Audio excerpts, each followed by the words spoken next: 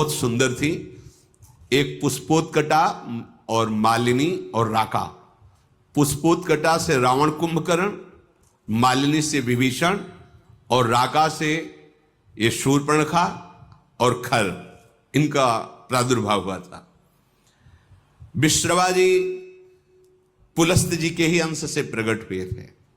उत्तम ब्रह्म ऋषि हैं जो ब्रह्मा जी के मानस पुत्र कहे गए हैं, पर क्रोध भाव से कुबेर जी के साथ द्वेष करते थे। प्रारंभ में सुना था, उस भाव का प्रभाव हुआ कि माता राक्षसी कुल की थी, तो ये राक्षस स्वभाव वाले प्रकट हुए। पर बड़ी विचित्र लीला, उनमें से विभीषण जी भगवान के परम भक्त। तो ये बहन ही हुई, पिता एक ही है और माता अलग अलग है। ये घूम रही थी, पता नहीं कौन सा सौभाग्य भगवान पर इसकी दृष्टि पड़ी और मोहित हो गई।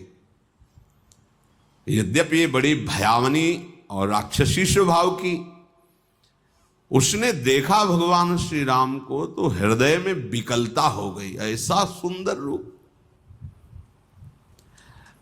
अपने को रोक नहीं पाई। प्रणाम है भैया, भगवान के रूप में कौन नहीं मोहित हो जाएगा, प्रणाम है। पर भाव कुछ दूसरा है इसका, और आंतरिक। जैसे प्रेम तो गोपी जनों ने भी किया और प्रेम मथुरा की कुब्जा ने भी किया, पर जय जयकार कुब्जा की नहीं, गोपी जनों की ही।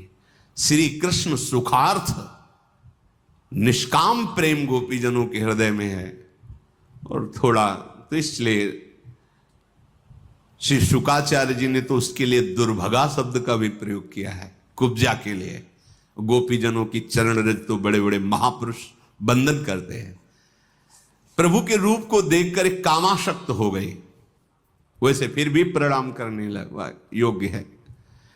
कोई ऐसा है ही नहीं, जब काम स्वयं काम से युक्त हो जाए प्रभु को देख के, कोटि काम के मन को मोहित करने वाले प्रभु का रूप है।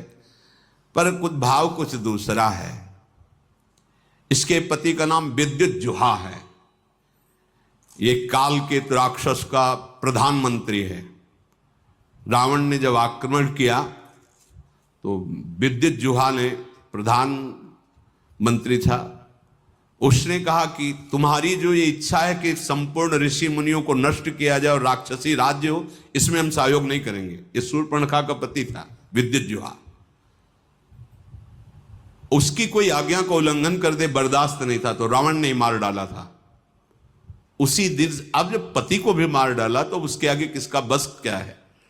तो रही थी अपने भाई खर के समीप ही पंचवटी में, पर सोच रही थी कभी ऐसा अवसर आएगा तो तेरा विनाश मेरे द्वारा ही होगा। तूने मेरे पति को मारा। वो राक्षस तो था विद्युज्जुहा, पर धर्मयुक्त था। वो कहता ऐसा नहीं, आप ऋषि मुनियों को मारे, राक्षस राज साबित करे, इस पे हम आपका सहयोग नहीं करेंगे। तो मार डाला उसने, क्योंकि जो अपने स्वार्थ में अंधे होते वो रिश्ते नातों का सम्मान नहीं करते।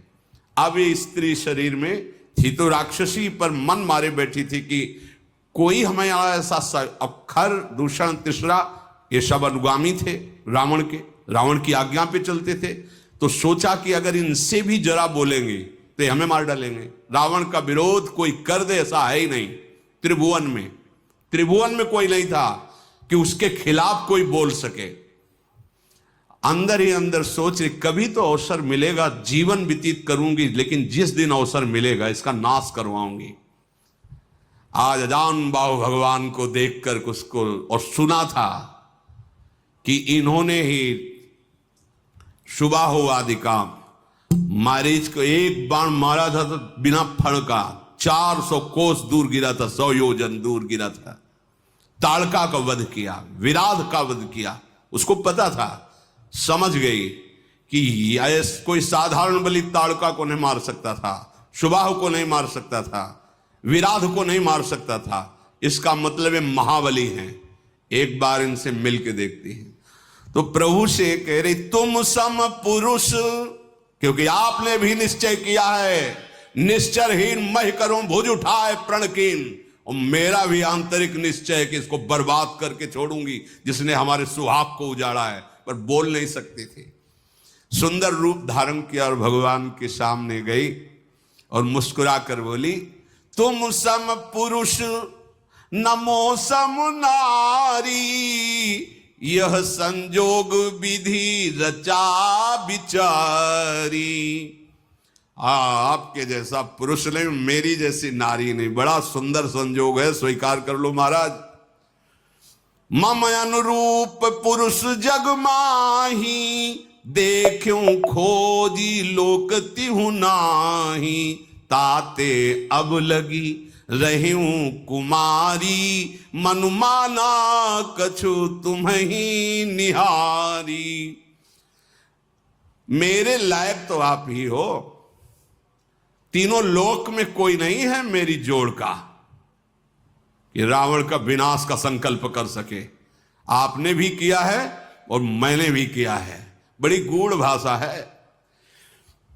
वैसे अब तक मैं कुमारी हूं, किसी का वरण नहीं किया, आप हमें स्वीकार कर लीजिए। तुमको देखकर मन मान गया है। भगवान सीता जी की तरफ देखे मुस्कुरा दिए। सीत ही चित ही कही प्रभु बाता, जैसे तुम कुमारी हो ना, आहै कुमार मोर लघु भ्राता।